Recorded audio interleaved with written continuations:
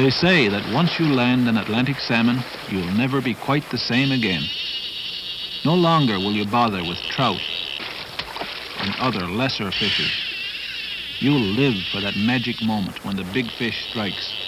You'll dream of that sudden flash of silver. You'll thrill to the feel of that giant fish on the end of your line, waiting, gathering his strength for another dash across the pool. Then comes that lightning leap,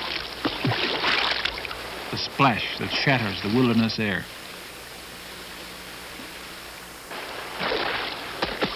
It's a noble fish, the salmon, sleek, streamlined, powerful. It has speed, it has endurance, it has spirit, it has beauty.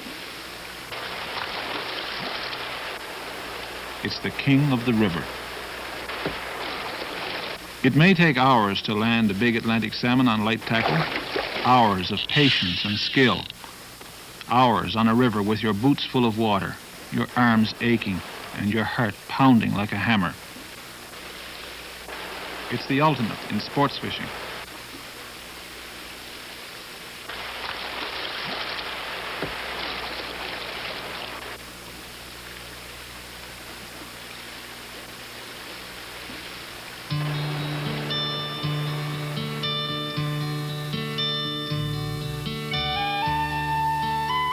The rivers that flow into the North Atlantic are cold and clear. Some wend their way gently to the sea. Others charge wildly among the glacial boulders in a frantic race to the ocean. Salmon are born in these rivers and spend their first few years there. Then, driven by some strange, compelling urge, they swarm downstream to the salt water.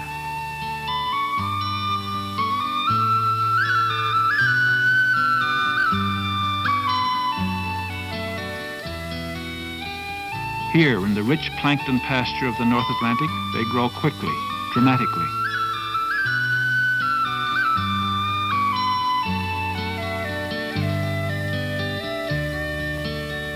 Some will wander to Labrador, many to the shores of Greenland. Eventually, though, instinct calls again. The salmon begins its long migration back home,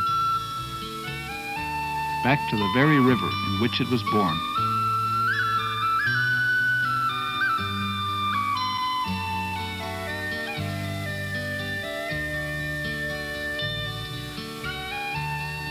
Here it will dig a nest and lay its eggs, and the male will come and cover them with milk, and the cycle of life will begin again.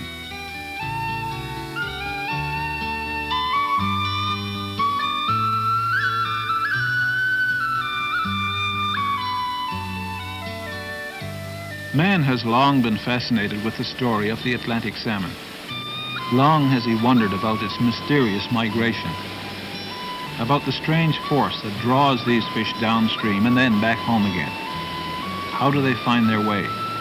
What compels them to hurl themselves again and again against cataracts and waterfalls in such a desperate bid to reach that special place in the river, the pool where they were born?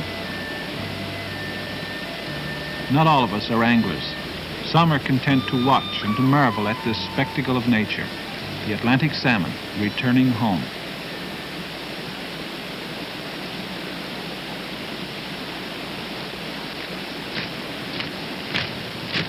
Roman soldiers marching north through Europe were astounded at the sight of these big fish leaping the falls. We've twisted the Latin around a bit, but that's where the word salmon comes from. It means to leap. But cave drawings show that the salmon was admired long before Roman times. No question about it. It's one of the tastiest fishes in the sea. Fit for a king. Vikings visiting Newfoundland and Labrador 1,000 years ago could scarcely believe their eyes. Hundreds of crystal clear streams in this new land, and each had its run of salmon. Later, the fishermen settlers from Europe were equally astounded. They came for cod, but many soon switched to salmon. In the early days, no one worried about overfishing. We were few and scattered around this great island. The ocean was big and there were salmon everywhere. Not like over in overcrowded Europe, where the teeming millions were polluting, destroying, overfishing. That couldn't happen here, could it? You're damn right it could, and it did. As the island started to open up and develop, commercial salmon landings began to fall.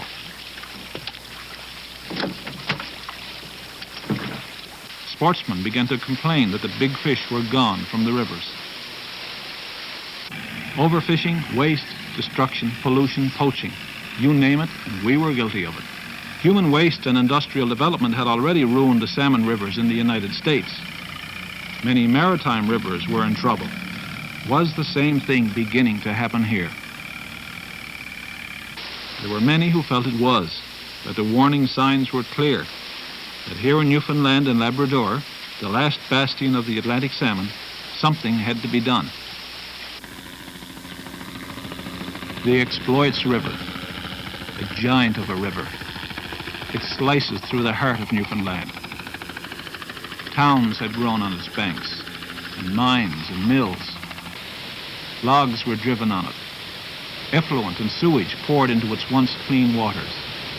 It was a convenient dumping ground for all sorts of waste. Poaching was rampant. And to make matters worse, nature had placed a formidable obstacle in the way, the Grand Falls. If the government's new salmon enhancement program would work here, it would work anywhere. But it would be a monumental task to reclaim the exploits, to establish a run of salmon here.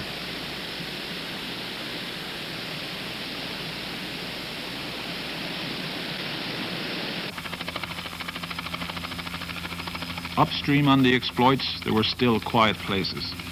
Places where little had changed since the days of the Beothuk Indians.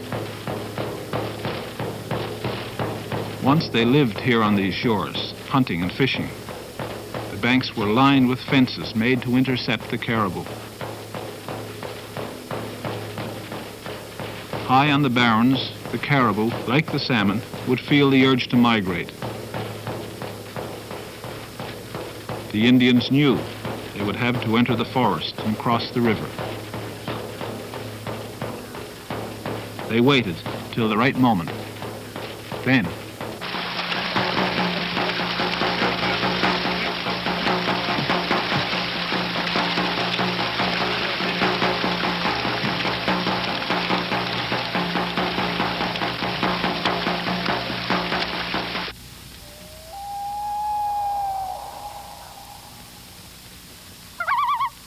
the river is quiet now. The caribou are gone, and so are the Beothuks.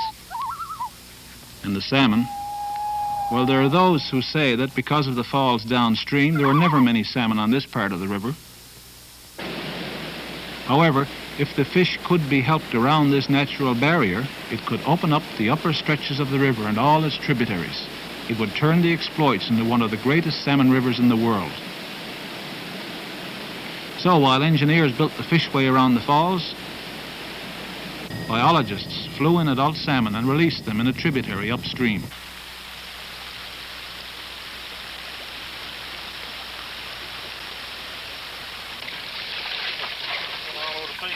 Some were stripped of their eggs and milk.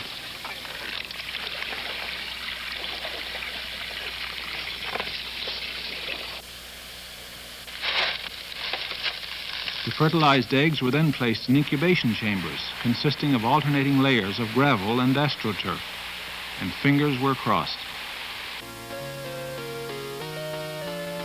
If all went well, these eggs would develop over winter into alevins, peculiar little creatures, half fish, half egg.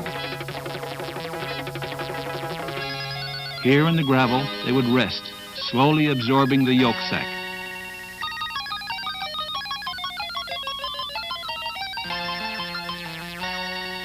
Then, in the spring, another remarkable transformation would take place. These little insect-like alevins would change into free-swimming young salmon, which would, hopefully, leave the nursery and wander throughout the river system. And so, a few years ago, here on the upper exploits, a quiet drama was unfolding, underwater, unseen by human eye. Would the young salmon survive? Would they colonize the upper exploits? We all waited.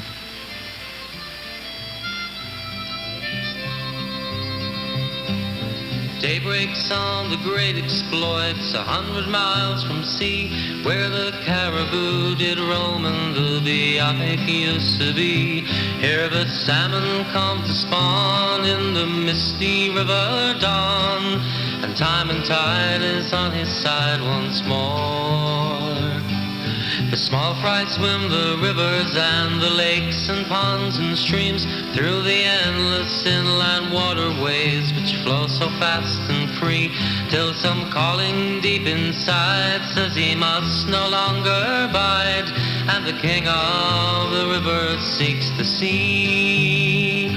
Moving out from the river, moving out to the sea, where the winds upon the ocean blue are blowing wild and free, from the mighty exploits river to the islands near Embry. The king of the river seeks the sea.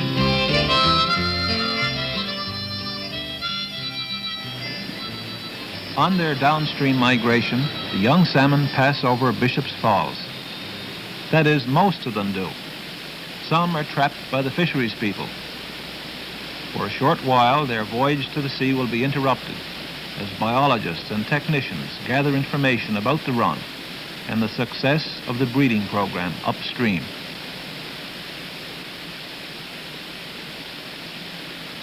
The man in charge of the program, fisheries biologist Vern Pepper. The smolt run is late this year because of the temperature. Water temperature is low. We've had quite a bit of snow out here on the exploits over the last couple of weeks. So the run is a little bit later than usual. So far we've got 2,700 smolt out through this facility. How many do you expect will go through over the next few weeks? Last year we saw around 87,000 smolt go out.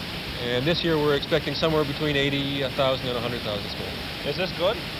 Oh yes, this is quite a good run and results from our expanded Noel Paul stocking facility that we expanded in 1975. Last year was the first major smolt run we saw, so this is the second in the sequence. So you're encouraged by what you see here? Oh, very much so. Vern, could you tell me what happens now? What are the men doing over there? What they're doing here is applying a mark to the smolt that allows them to be identified as being exploit smolt. What you see in the building here is a device that is inserting a little sliver of metal into the fish's nose. And this piece of metal has a little code on it that can be identified as to exactly who put the tag onto the fish and where it originated from. The piece of metal is 1 millimeter long and about a 20th of a millimeter in diameter. The collection facility you see here only collects a small percentage of the run. We feel that about 20% of the total run goes through, the total run of smolt goes down through this facility here, and the rest of the smolt can just pass over the dam.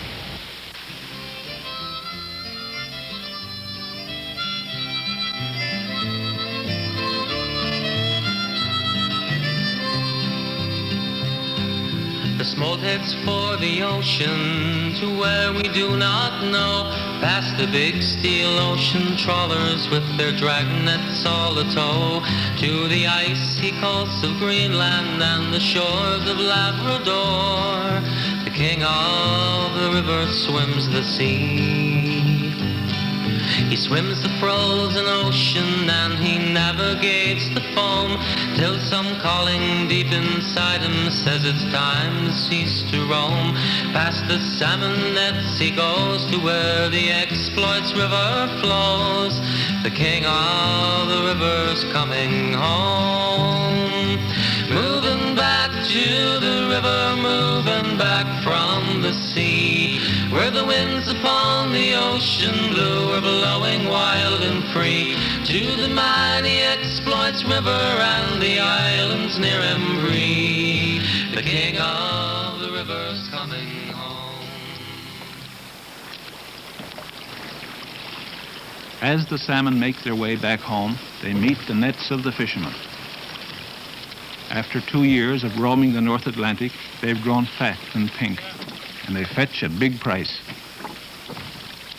A big salmon can be worth $50 or $60. It's little wonder our shores are ringed with nets.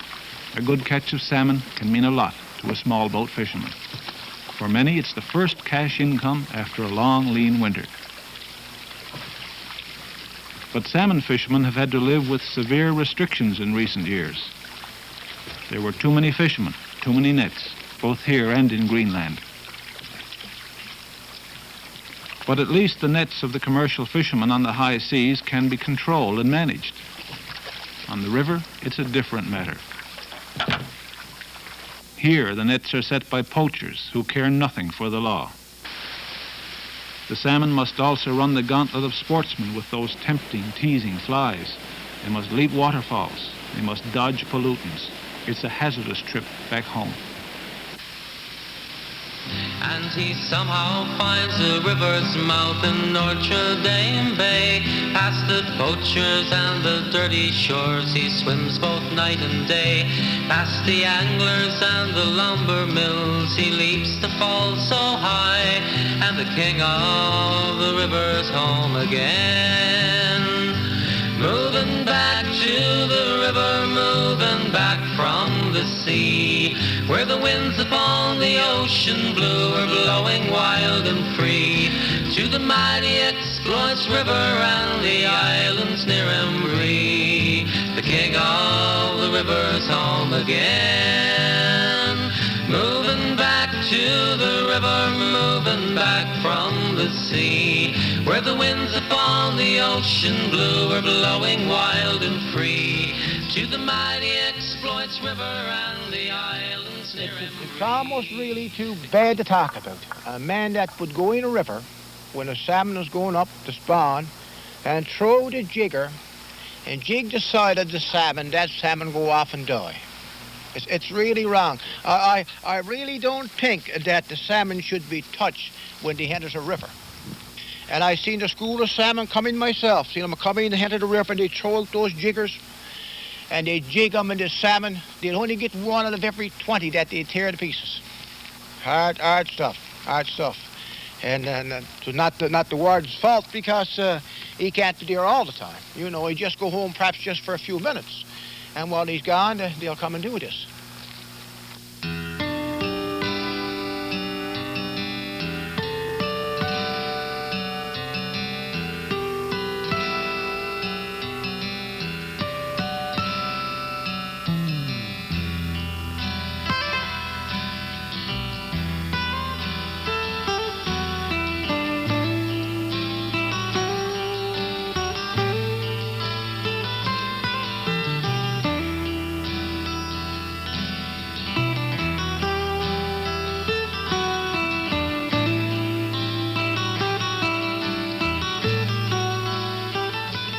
I honestly don't believe that most of the poachers realize just how much damage they are doing to the salmon population, because they kill the healthy fish.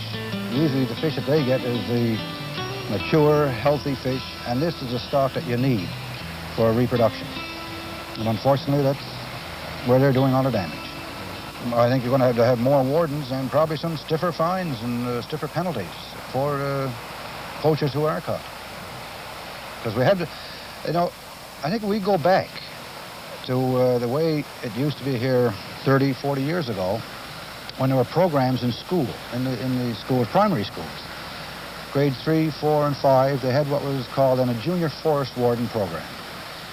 Now, I went through that program, and it has left me with a sense of conservation for the rest of my life. And I think this is where we have to go back to the basics of conservation and appreciation for what we have, do it right in the schools, so that these children grow up with this instilled in them. And I think then we would eliminate a lot of our poaching problem, a lot of our conservation problems in one generation. A cub pack near St. John's. There are no salmon projects they can get involved in here, so they've turned their attention to trout. From the lake, the intake and the outlet, and we're going to try and put some clean gravel in there for the fish to spawn in. And that way, once the area is all cleaned up and ready for the fish to spawn, that they will come in there on their own and they will dig little nests in the gravel, and they will spawn there.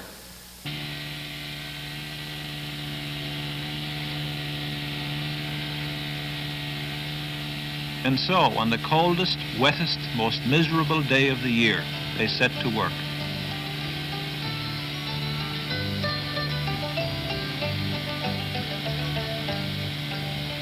All day long, in the pouring rain, they ferried boatload after boatload of gravel across the lake and into the stream.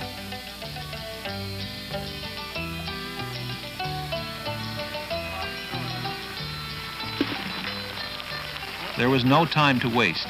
Spawning time was near.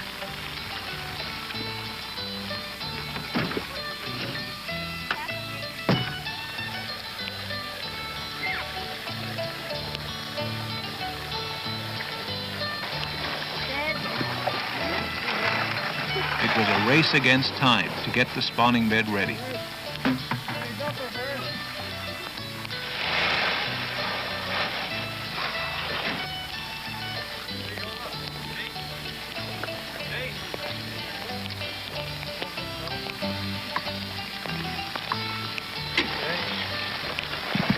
Their show anyway, really. The Salmon Association and the Fisheries Department helped supervise the cubs, but it was their project, a day they'll remember for sure.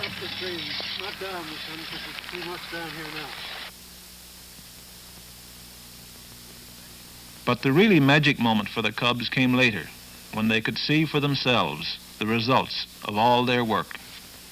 All right, boys, can you see the fish in there? Yeah.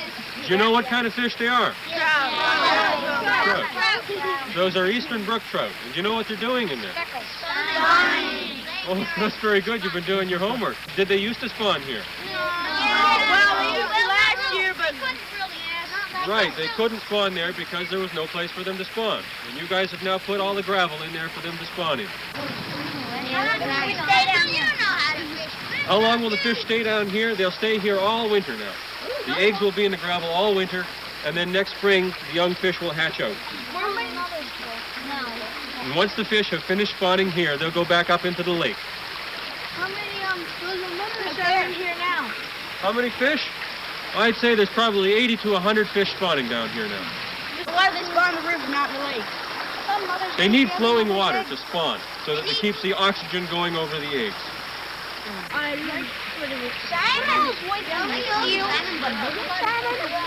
Whitefish.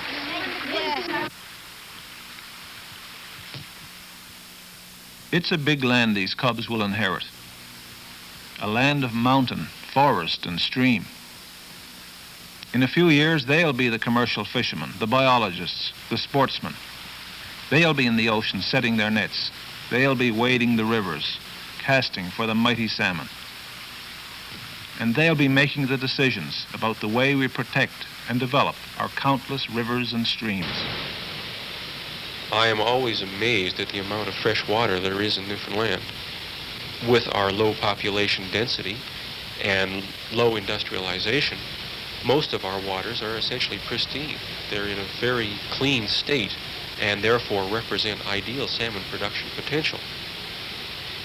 Our historic records indicate that we had significant salmon populations in somewhere around 300 streams and rivers throughout the province. Right now we're running around 160 scheduled streams, which indicates that we have lost some of our production or productive habitat. If we can encourage people to become involved in salmon enhancement, to perhaps undertake projects of their own through their communities or whatever organization they may have, that gives us so much more potential to increase the overall production of salmon.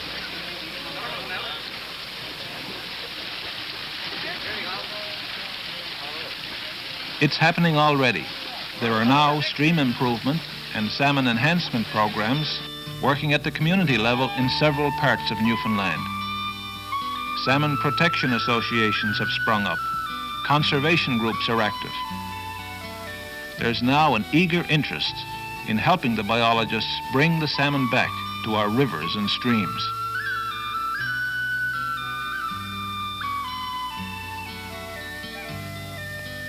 And on the exploits, oh yes, the salmon continue to come home. Not all end their days in the nets of the poachers. Many make it upstream, where, until the fishway is completed, they're given a lift around the falls.